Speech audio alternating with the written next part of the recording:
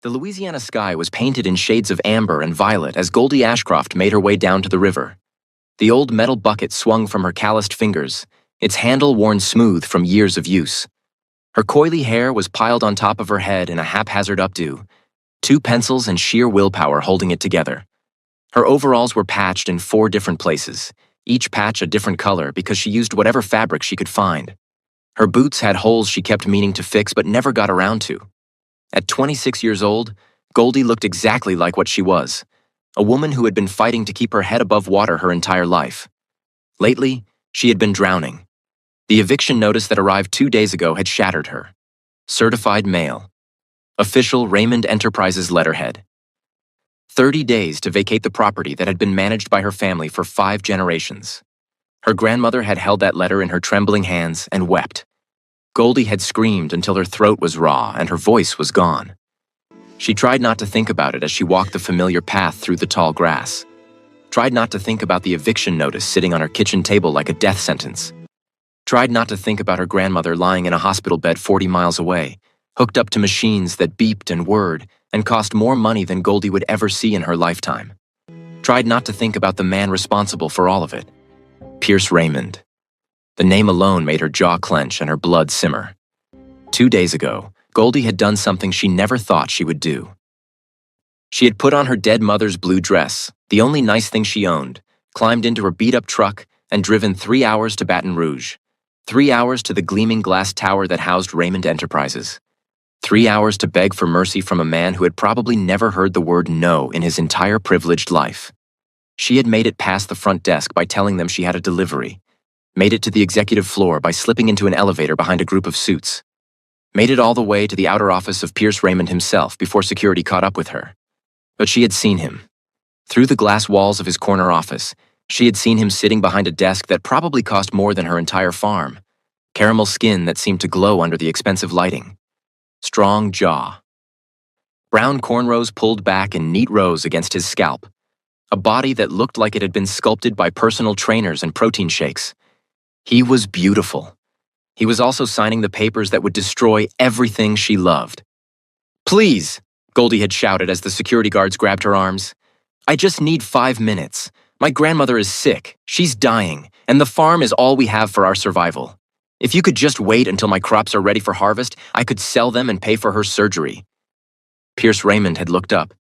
Their eyes had met across the expanse of marble floors and expensive furniture. And then, nothing. He had looked at her like she was a fly on his window. An inconvenience. A minor disturbance in his otherwise perfect day. "Remove her," his assistant had said. A tall woman with cold eyes and colder smile. "Mr. Raymond doesn't meet with trespassers." "I'm not a trespasser, I'm a farmer. That land has been in my family for 5 generations. My great-great-grandmother worked that soil. You can't just— Security, please." They had dragged her out. Literally dragged her, her feet scraping against the marble floors while executives in $1,000 suits watched and whispered. One of them had laughed, a high, cruel sound that still echoed in Goldie's nightmares. The worst part. Pierce Raymond never said a single word. He just sat there, signing papers, while her entire world collapsed around her. He never even acknowledged that she existed. Goldie reached the riverbank and crouched down, dipping her bucket into the cool water with more force than necessary. The memory made her chest tight with a toxic mixture of anger, shame, and helplessness. She had never felt so small in her entire life. So invisible. So utterly worthless. The crops on her land needed 4 more months to mature. 4 months, and she could harvest them, sell them, pay for Nana's surgery, and figure out what came next. But Raymond Enterprises had already scheduled the demolition. In 30 days, bulldozers would tear through the fields her ancestors had planted. The house her grandfather had built with his own 2 hands would be reduced to rubble and memories. All so Pierce Raymond could build another luxury resort for spoiled rich kids. Another monument to his own wealth and power. Goldie pulled the full bucket from the water and stood, her back aching from the day's work. That's when she saw it. Something in the river. At first, her tired brain registered it as debris. A log, maybe, knocked loose by last week's storms. The water had been high lately. All kinds of things washed downstream after heavy rain. But then the log moved. Goldie squinted into the fading light, her heart beginning to pound. No, not moved. Thrashed. The bucket slipped from her fingers, water splashing across her already worn boots. That wasn't a log. That was a person. And they were drowning. Goldie didn't hesitate. She kicked off her boots and plunged into the river. The water was cold, shockingly cold for a Louisiana summer evening, but she barely registered the temperature. Her arms cut through the current with the efficiency of someone who had been swimming in this river since she could walk. Her eyes stayed fixed on the figure being carried downstream, thrashing weakly now, going under more than staying up. "Hold on!" she screamed, even though she didn't know if they could hear her over the rushing water. "I'm coming, just hold on." The current was stronger than she expected. It pulled at her clothes, wrapped around her legs, tried to drag her under. But Goldie Ashcroft was stubborn, had been stubborn since the day she was born, according to Nana, and she fought the river with everything she had. By the time she reached the body, it had stopped thrashing. Complete stillness. No, no, no, no, no. Goldie grabbed the person by the collar. Expensive fabric, she noticed distantly, the kind of fabric that had no business being anywhere near this muddy river, and flipped them over. A man. Face slack. Eyes closed. Lips slightly parted, tinged with blue. And a face she knew. A face that had haunted her for 2 straight days. High cheekbones, strong jaw, brown cornrows pulled back in neat rows, though some had come loose now. Caramel skin that seemed to glow even in the dim twilight. Pierce Raymond. Goldie's entire body went rigid. Were her eyes playing tricks on her? The current tugged at them both, eager to drag them downstream, but she couldn't move. Couldn't think. Couldn't do anything but stare at the face of the man who was systematically destroying her life. He was here, in her river, dying in her arms. The memory slammed into her with the force of a physical blow. Security guards gripping her arms hard enough to leave bruises she could still feel. Pierce Raymond looking up from his papers, their eyes meeting across the vast, expensive office. And then he turned away without saying anything. Absolutely nothing. Like she was invisible. Like her pain, her desperation, her grandmother's life. None of it mattered. None of it was even worth acknowledging. Now here he was. The same man, the same face, the same person who had treated her like garbage 48 hours ago. Floating in her river, dying in her arms. For one terrible, shameful, brutally honest moment, Goldie considered letting go. Just releasing her grip on his expensive collar. The current would take him. By morning, he would be miles away, maybe washed up on some other bank, maybe never found at all. No one would ever know she had been here. No one would ever connect his disappearance to the poor farm girl he had dismissed without a second thought. The luxury resort project would be on hold, if not forever canceled. It would be so easy. It would be so justified. He deserved it, didn't he? After what he was doing to her family? After looking at her like she was less than nothing? After laughing, or at least allowing others to laugh, while she was dragged out of his building like a criminal? Her fingers loosened. The current tugged at his body, greedy and cold. And then her grandmother's voice echoed in her mind, clear as Sunday church bells. "Baby girl, we don't let hate make us into something we're not. No matter what anyone does to us, we stay who we are. That's how the Ashcrofts have always survived. That's how we win." Goldie's jaw clenched so hard her teeth ached. "Damn it," she hissed through her teeth. "Damn it, damn it, damn it." She grabbed Pierce Raymond tighter and kicked toward the shore with everything she had left. Getting him out of the water nearly killed her. The man was built like a professional athlete. Had to be at least 200 pounds of solid, deadweight muscle. Goldie was strong. Years of farm work had seen to that. But this was something else entirely. She dragged him through the shallows, her feet slipping on river rocks. She hauled him up the muddy bank, her arms screaming in protest with every inch. She pulled and tugged and heaved until finally, his entire body was on solid ground. Goldie collapsed beside him, gasping for air, her lungs burning, her muscles trembling with exhaustion. Her coily hair had completely escaped its updo, plastered to her face and neck in wet, tangled clumps. Mud covered her overalls. her arms, her face. She probably looked like something that had crawled out of a swamp. She didn't care, because Pierce Raymond wasn't breathing. His chest was still. His lips were blue. His face had taken on a grayish pallor that made her stomach lurch. "No, you don't," Goldie growled, pushing herself up onto her knees with sheer willpower. "You don't get to die on me, you hear me? I am not explaining a dead billionaire to the sheriff." She tilted his head back, opened his airway, and started chest compressions. 1, 2, 3, 4. Her hands pressed against his chest with desperate force.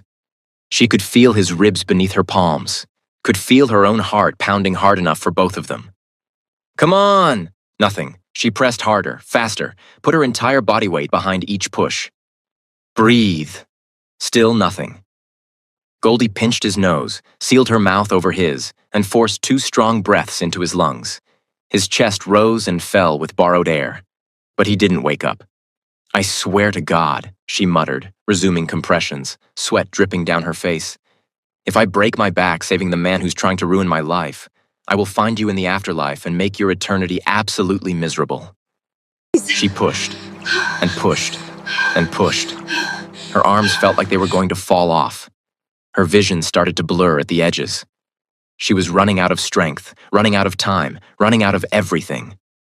Pierce Raymond coughed. Water spewed from his mouth in a violent rush.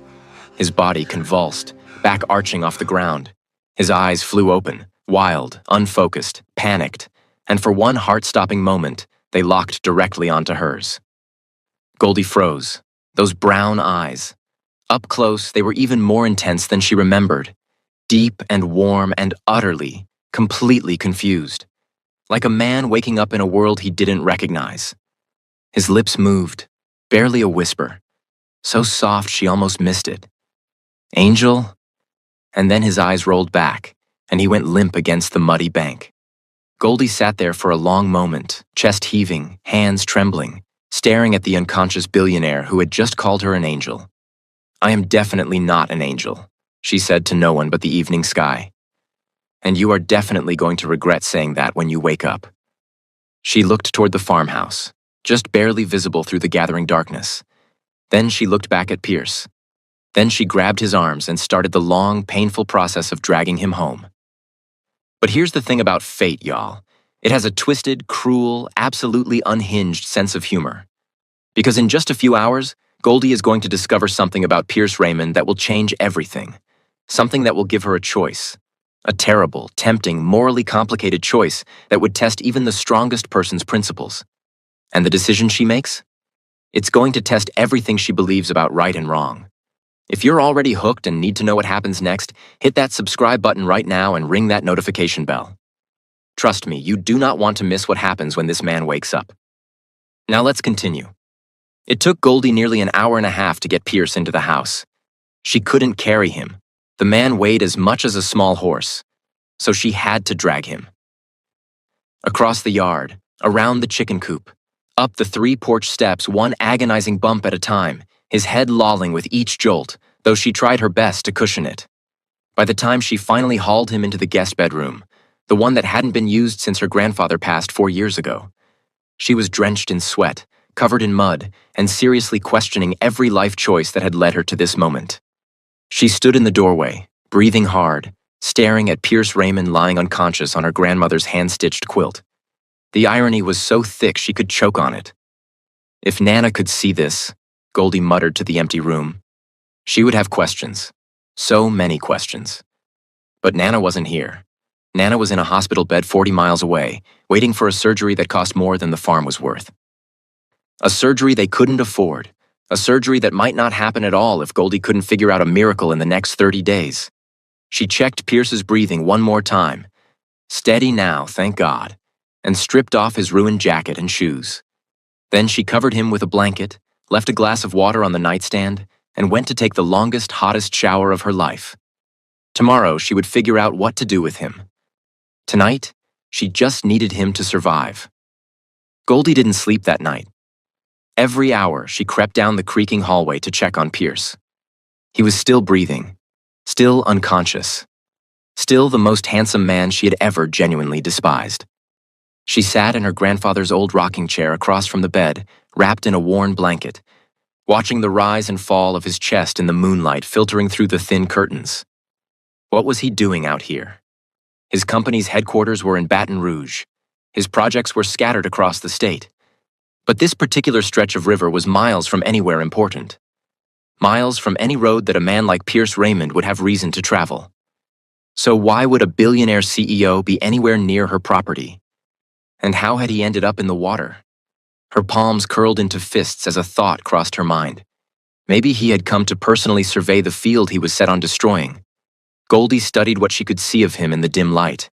His clothes, ruined beyond repair now, showed no obvious signs of a car accident. No blood except for a small cut on his forehead. No broken bones that she could see. Just water damage and river mud. Had he fallen? Been pushed? The questions circled in her mind like vultures, but she had no answers.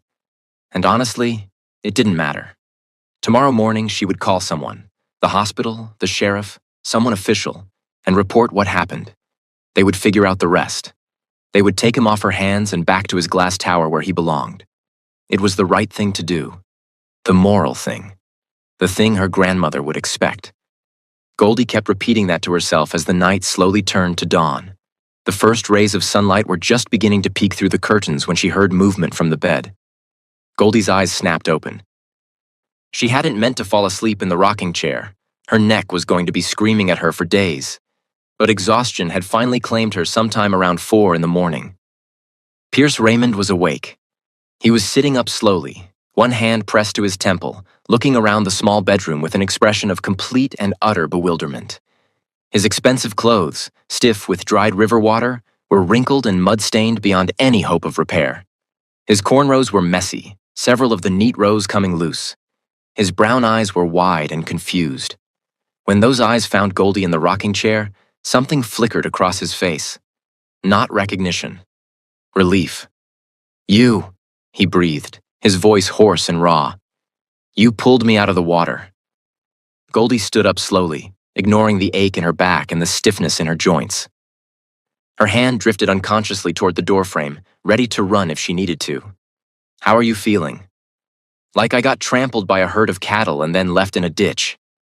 He winced, touching the cut on his forehead gingerly. "Everything's fuzzy. Where am I?" "My farm, about an hour outside New Orleans." "Your farm." He repeated the words slowly, like they were in a foreign language. "How did I get here?" "I pulled you out of the river last night. You were drowning. By the time I reached you, you weren't breathing." Pierce's brow furrowed deeply. His eyes went distant, searching through what appeared to be fog. I don't remember." "You don't remember falling in?" "I don't remember anything." His voice cracked slightly, and for the first time, Goldie heard something that sounded almost like fear. "I don't know how I ended up in the water. I don't know what I was doing before that. I don't know." He stopped. His face went pale. "What's my name?" Goldie's heart stuttered to a halt in her chest. "What?" "My name." He looked up at her, and now the fear was unmistakable, raw and real and completely genuine. "What's my name? I can't remember my own name." Goldie stared at him. He wasn't lying. She knew liars.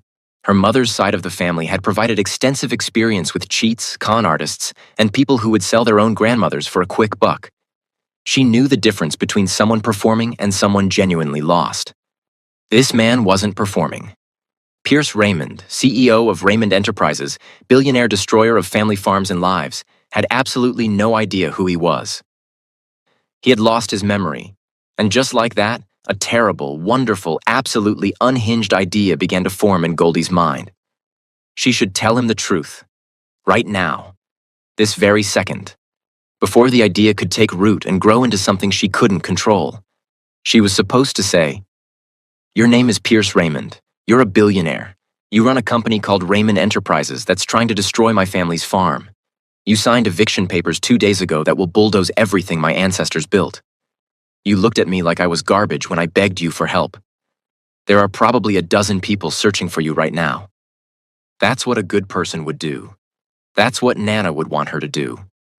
But Goldie's mind was already racing down darker paths. She thought about her grandmother, lying in that hospital bed with machines beeping around her. She thought about the surgery that could save Nana's life, the surgery that cost more than Goldie could make in 10 years of farming. She thought about the crops she had just planted, crops that needed 4 more months to mature before she could harvest and sell them. 4 months. That's all she needed. If Pierce Raymond went back to his company right now, those crops would be destroyed within the month. The farm would be demolished. And Nana would die on a waiting list because Goldie couldn't afford the surgery. But if he stayed here and didn't remember who he was, she could buy time, just enough time to harvest the crops, sell them, pay for the surgery.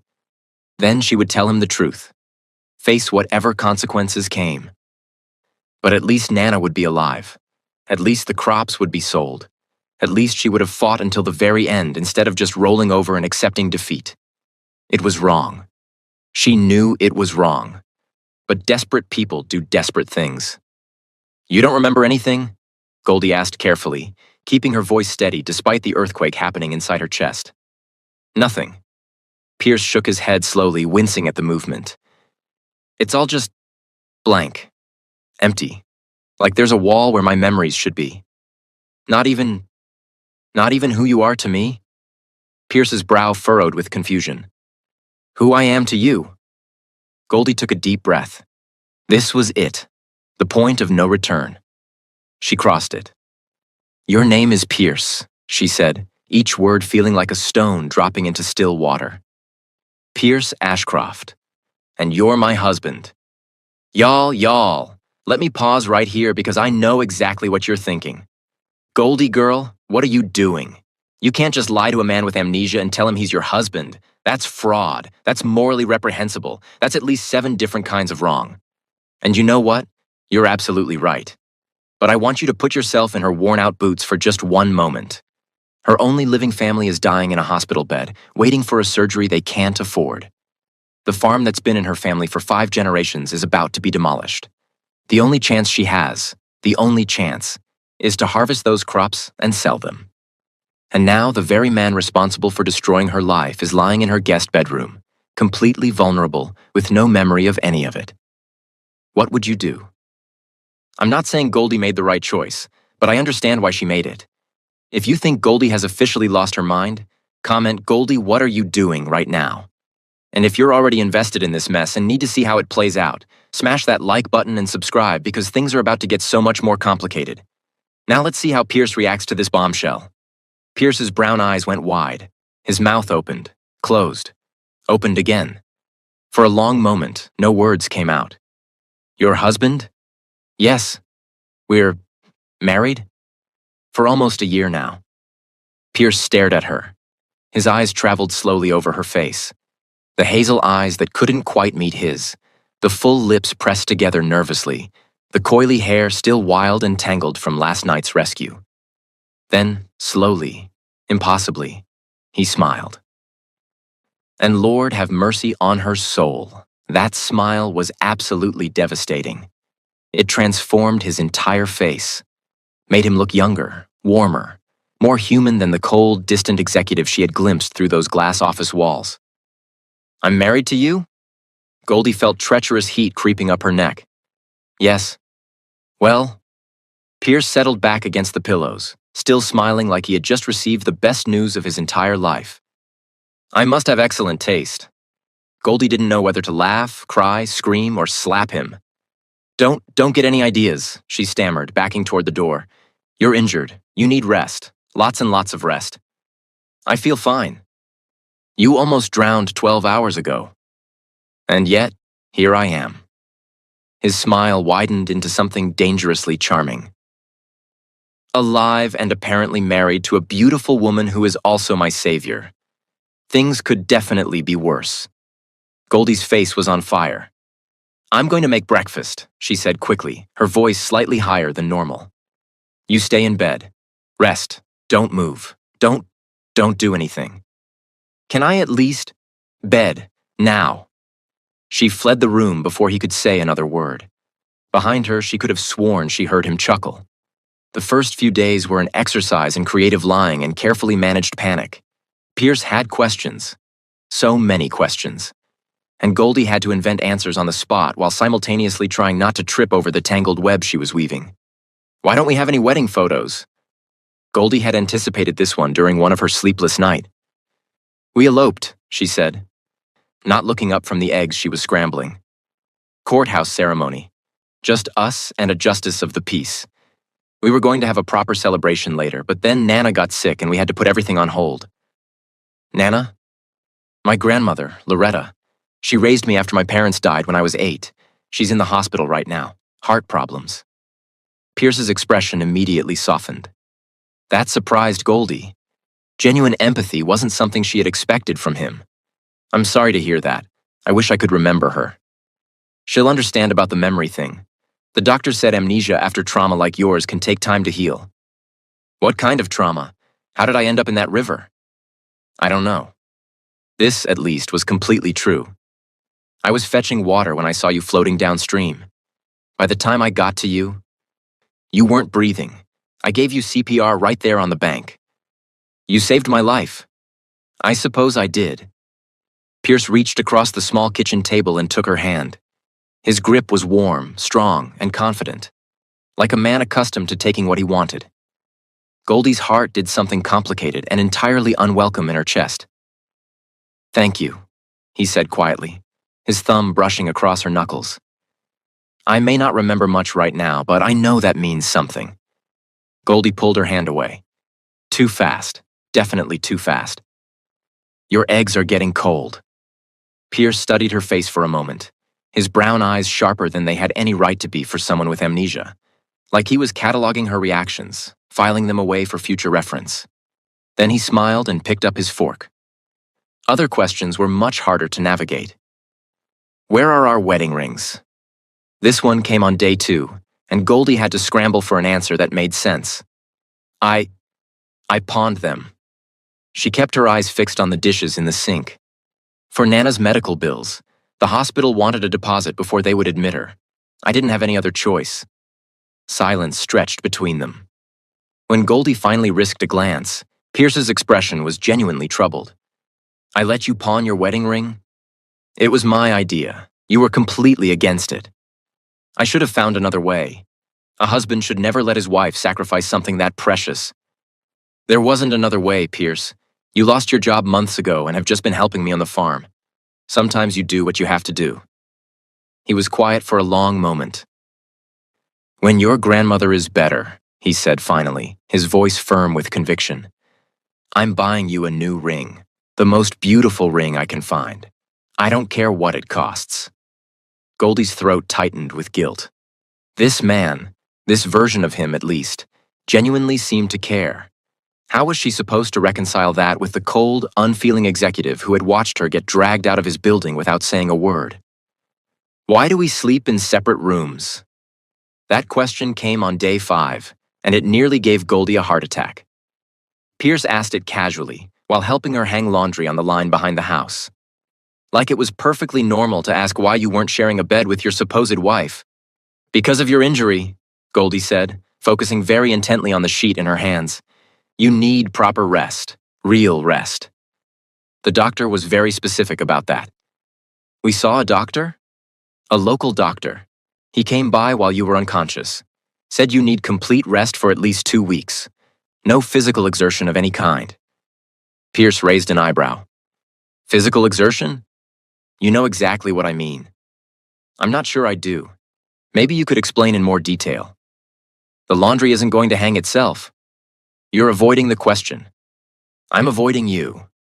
Pierce laughed, a warm, genuine sound that made something flutter in Goldie's chest despite her best efforts. You know, he said, moving closer, for someone who's supposedly married to me, you spend a lot of time running away. I'm not running. I'm maintaining appropriate boundaries. We're married. What boundaries? Medical boundaries. Doctor's orders. Is the doctor going to appear out of thin air and check on us? Goldie threw a wet sock at his face. He caught it easily, still laughing, and she stomped back toward the house with her cheeks burning. But despite the constant complications and near disasters, The arrangement had unexpected benefits, and some of those benefits gave Goldie a dark, shameful satisfaction she would never admit out loud. Because watching Pierce Raymond do manual labor, watching the billionaire CEO who had probably never worked a day in his pampered life, dig fence posts and muck out chicken coops and haul bales of hay until his expensive hands were covered in blisters, it was deeply, pettily, deliciously satisfying. "You need to put your back into it," Goldie called from the porch, watching Pierce struggle with the broken fence on day 4. "Really put some muscle into those swings." Pierce wiped sweat from his forehead with a dirty forearm. "I'm trying." "Try harder. That fence isn't going to fix itself. You could help, you know." "I'm supervising. That's helping." She watched him struggle with the hammer for another minute, her lips twitching with a suppressed smile. This was the man who had signed papers to destroy her farm from the comfort of his air-conditioned office. This was the man who had watched her get dragged away without lifting a finger. And now he was sweating in her yard, blisters forming on his soft executive hands, completely unaware that he was providing free labor for the woman he had wronged. Was it petty? Absolutely. Was it wrong? Probably. Did she care? Not even a little bit. "You're enjoying this," Pierce said, catching her expression. "I have no idea what you mean." "You're smiling?" "I'm not smiling. This is my neutral face." "That is definitely not your neutral face. Just keep hammering." The fun banters were there. But the paranoia was constant. Every time someone knocked on the door, Goldie's heart stopped. Every car that drove past the farm made her blood pressure spike. Every phone call sent her into a spiral of what-ifs and worst-case scenarios. She started making excuses to keep people away. When her best friend Zora tried to visit, Goldie told her the house was a mess and she wasn't feeling well. When the mailman tried to deliver a package that required a signature, she practically snatched it from his hands before he could get a good look at Pierce, who was working in the field visible from the driveway. When a local church group stopped by to check on Nana, Goldie rushed outside to meet them at their car before they could even approach the porch. "You seem tense," Pierce observed one evening after watching her nearly trip over herself to intercept the grocery delivery man. "I'm fine." "You slammed the door so hard the picture frames rattled. It was stuck." "Goldie." "I said I'm fine." Pierce studied her with those sharp brown eyes, the ones that saw too much, even without his memories. "If something's wrong, you can tell me. I am your husband, after all." The guilt twisted in her stomach like a knife. "Nothing's wrong. I don't like visitors. I'm private." "Okay." But he didn't look convinced. And Goldie knew her web of lies was becoming more fragile by the day. The nightmares started on day 8. In the first one, Pierce's memory came back suddenly, violently. One moment he was smiling at her across the breakfast table, and the next his expression went cold. Dead. The exact same look he had given her in his office. "Did you think I wouldn't find out?" he said, his voice like ice. "Did you think you could keep me here forever?" "Pierce, please, let me explain." "There's nothing to explain." He stood up, and suddenly he was dragging her toward the river, the same river she had pulled him from. "You wanted me to drown, didn't you? Let me show you how it feels."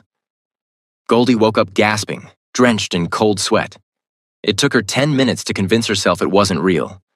The second nightmare was worse. This time, it wasn't Pierce who came for her. It was the police. Dozens of them surrounding the farmhouse, their sirens splitting the night like screams.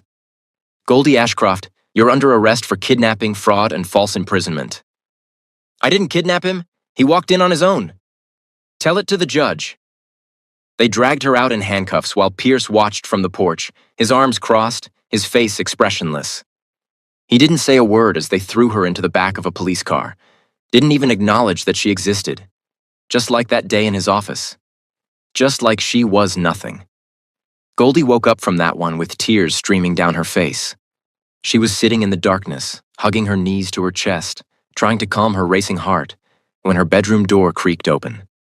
Pierce stood in the doorway, silhouetted by the moonlight from the hallway window. "I heard you crying," he said softly. "Are you okay?" "I'm fine. Just a bad dream." "Do you want to talk about it?" "No, absolutely not. Never in a million years." she thought desperately. It was nothing, really. Pierce hesitated. Then he walked into the room and sat on the edge of her bed. His weight shifted the mattress, and suddenly he was much closer than she was prepared for. What was the dream about? Goldie's mind raced for a believable lie. I dreamed I lost you. The words came out before she could stop them. Not entirely untrue in a twisted way. I dreamed you were gone, and I couldn't find you anywhere. Pierce's expression softened. I'm right here, he said quietly. I'm not going anywhere. He reached out and took her hand. His grip was warm and steady and comforting in a way that made Goldie's heart ache with guilt. Go back to sleep, he murmured. I'll stay until you fall asleep. You don't have to. I want to. So he stayed, sitting on the edge of her bed in the darkness, holding her hand, while Goldie eventually drifted off to sleep. And she hated herself for how safe she felt with him there. Now I need to pause here because things are about to get really complicated. Goldie is falling for him. You can see it, I can see it, and pretty soon Pierce is going to see it too. But she's also lying to him every single day, living a double life where she's both his savior and his captor, his wife and his enemy. But here's the thing. No secret can be hidden forever, and soon Pierce is going to put the pieces together. If you think Goldie is playing with fire and about to get burned, comment, "Tell him the truth, Goldie." And if you're already emotionally invested in this disaster and need to see what happens next, like this video and subscribe right now because we're not even close to the biggest twist yet. Let's continue. On day 10, Goldie finally took Pierce to the hospital to meet Nana. She had been putting it off as long as possible, terrified of what might happen. Nana was sharp, too sharp. She could spot a lie from a mile away and sniff out deception like a bloodhound. But Pierce had been asking to meet her grandmother for days, and Goldie was running out of excuses. She's asleep a lot, Goldie warned as they walked through the hospital corridors. And she gets confused sometimes, so if she says anything strange, just go along with it. Okay? Strange how? Just strange. She's been through a lot. They reached Nana's room. Through the small window, Goldie could see her grandmother sitting up in bed, looking better than she had in weeks. That was both a relief and a problem. A healthy Nana was a suspicious Nana. Goldie took a deep breath and pushed open the door. Nana, there's someone I want you to meet. Loretta Ashcroft's eyes moved from Goldie to Pierce and back again. Her expression remained carefully neutral. And who is this? This is Pierce. Goldie put on her brightest smile. My husband, remember? I told you about him on the phone? She hadn't told her anything on the phone, but she was hoping Nana would pick up on the cues and play along. For a terrible moment, Nana just stared. Then, slowly, she smiled. Of course I remember. Pierce. Come here, young man. Let me get a good look at you. Goldie nearly collapsed with relief. Pierce approached the bed and took Nana's weathered hand in both of his. It's an honor to meet you, Mrs. Ashcroft. Goldie has told me so much about you. All good things, I hope? Only good things. She clearly adores you. Nana's eyes flickered to Goldie for just a second, sharp and knowing, before returning to Pierce with a warm smile. Sit down. Sit down. Tell me about yourself. What do you do for a living? How did you meet my granddaughter? Pierce glanced at Goldie helplessly. He couldn't remember any of those things. Actually, Nana, Pierce had an accident recently, Goldie jumped in. He has some memory issues. He doesn't remember much about his past. Amnesia? Nana's eyebrows rose. How convenient. It's not convenient. It's tragic, Goldie said quickly, shooting her grandmother a warning look. Of course, tragic. Absolutely tragic. Nana patted Pierce's hand. Well, don't you worry, young man. Memories come back eventually. They always do. Something about the way she said it made Goldie's stomach twist. Goldie stayed by Nana's bed while Pierce excused himself to find a bathroom. The moment he was out of earshot, Nana's pleasant expression vanished. Goldie Marie Ashcroft? Goldie winced. The full name was never a good sign. I can explain. Start talking, now. So Goldie talked. She told her grandmother everything. The eviction notice, the drowning, the lie, the desperate plan to buy time until the crops were ready. By the time she finished, Nana's face was unreadable. So you've kidnapped a billionaire. I didn't kidnap him. You're keeping him against his will. He doesn't know there's a will to go against. That's worse, Goldie. That's so much worse. Goldie's eyes burned with tears. I know it's wrong. But Nana, your surgery, my surgery is not worth your soul. I'm not losing my soul. Aren't you? Nana's voice was stern but not unkind. Baby girl, look at yourself. Look at what you're doing. You're lying to that man every single day. You're letting him believe a fantasy while you use him for your own purposes. How is that any different from what he did to you? The words hit like a slap. It's not the same. Isn't it? Goldie couldn't answer. Nana sighed heavily, her weathered face softening. I love you. You know I love you more than anything in this world. But I cannot sit here and watch you destroy yourself for me. You need to tell him the truth. You need to let him go. But the crops will grow or they won't. The farm will survive or it won't. But your conscience, your integrity, your sense of right and wrong, once those are gone, they don't come back. Goldie wiped her eyes. I just need more time. Time won't make this lie easier to tell. It'll just make it harder. Before Goldie could respond, the door opened and Pierce walked back in. Everything okay in here? He asked, looking between the two women. Nana smiled warmly. Everything's fine, dear, just girl talk. But she caught Goldie's eye as Pierce sat down. Her message was clear. Tell him, before it's too late. But telling him was easier said than done. Because somewhere along the way, without Goldie's permission or awareness, something had shifted. Pierce had stopped being the enemy and started being something else, something more. He made her coffee in the morning without being asked. He sat with her on the porch in the evenings, watching the sunset and talking about nothing in particular. He laughed at her terrible jokes and called her beautiful when she was covered in mud and chicken feathers. And the way he looked at her, like she was the most fascinating person he had ever met, made her chest ache in ways she didn't want to examine too closely. You're staring again, Pierce said one evening as they sat on the porch swing. I'm not staring. I'm observing. Observing what? Your face. What about my face? Goldie searched for a word that wasn't perfect or beautiful or making me forget how to breathe. Symmetrical. Very symmetrical. Pierce laughed. Symmetrical. That's the compliment you're going with? Take it or leave it. I'll take it. He turned to face her more fully, his knee brushing against hers. You know what I've been observing? What? You. Goldie's heart stuttered. What about me? I don't know, just different. His brown eyes were soft in the fading light. You work harder than anyone I've ever seen. You carry the weight of your whole family on your shoulders without complaining. Anyone can do that. No? Some people will turn away from a relative that's sick or in need like your grandma and I. Pierce reached out and tucked a stray curl behind her ear. But you've stuck with us. You're special, Goldie Ashcroft. I'm such a lucky man. Goldie's eyes stung with tears she refused to shed. Pierce, whatever happens with my memories, whatever I remember or don't remember, I want you to know that this, right now, this is real. I chose you before. I choose you now, and I will choose you again.